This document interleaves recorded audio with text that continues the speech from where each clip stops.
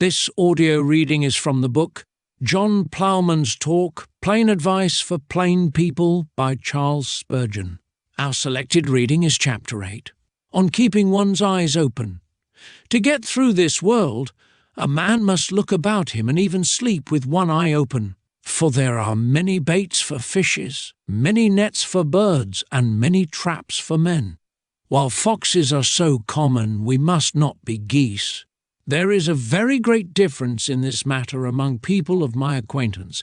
Many see more with one eye than others with two, and many have fine eyes and cannot see a jot. All heads are not sense boxes. Some are so cunning that they suspect everybody, and so live all their lives in miserable fear of their neighbours. Others are so simple that every knave takes them in and makes his penny out of them. One man tried to see through a brick wall and hurts his eyes, while another finds out a hole in it and sees as far as he pleases. Some work at the mouth of a furnace and are never scorched, and others burn their hands at the fire when they only mean to warm them. Now, it is true that no one can give another experience, and we must all pick up wit for ourselves, yet I shall venture to give some of the homely cautions which have served my turn. And perhaps they may be of use to others, as they have been to me. Nobody is more like an honest man than a thorough rogue. When you see a man with a great deal of religion displayed in his shop window, you may depend upon it that he keeps a very small stock of it within.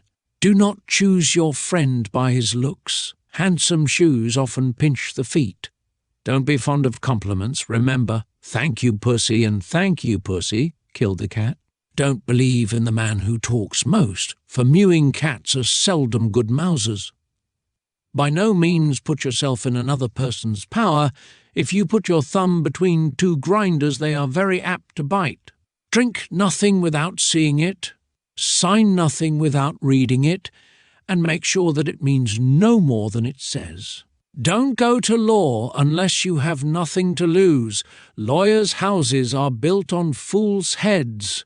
In any business, never wade into water where you cannot see the bottom. Put no dependence upon the label of a bag, and count money after your own kin. See the sack open before you buy what is in it, for he who trades in the dark asks to be cheated. Keep clear of the man who does not value his own character. Beware of everyone who swears. He who would blaspheme his Maker would make no bones of lying or stealing. Beware of no man more than of yourself. We carry our worst enemies within us. When a new opinion or doctrine comes before you, do not bite till you know whether it is bread or a stone. Do not be sure that the gingerbread is good because of the gilt on it. Never shout "hello" till you are quite out of the wood, and don't cry fried fish till they are caught in the net. There's always time enough to boast. Wait a little longer. Don't throw away dirty water till you have got clean.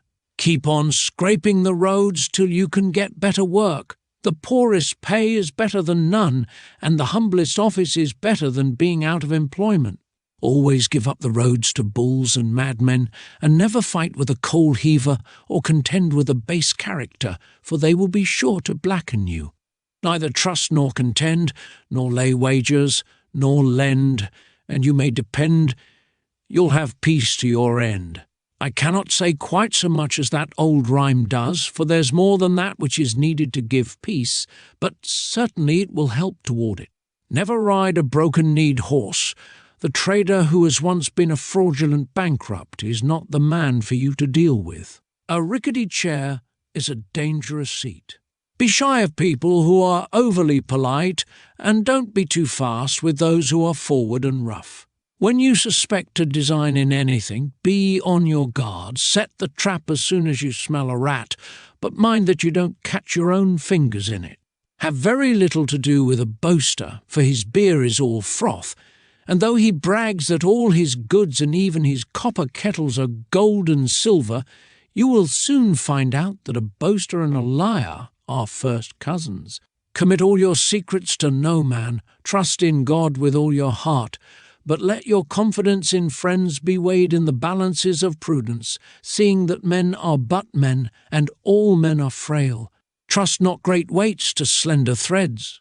Yet be not evermore suspicious, for suspicion is a cowardly virtue at best. Remember that men are not angels, but they are not devils, and it is too bad to think them so.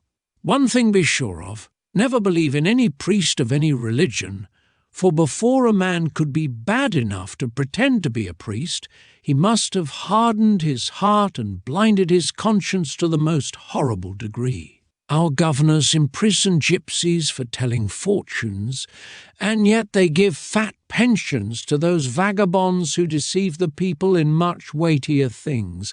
"Bad company," said the thief, as he went to the gallows between the hangman and a priest. A very honest speech, and a very true word, though spoken in jest. It is the ignorance of fools which keeps the pot boiling for priests.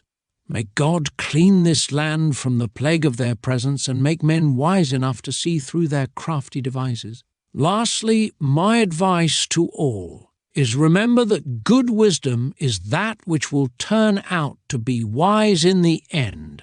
Seek it, friends, and seek it at the hands of the wisest of all teachers, the Lord Jesus.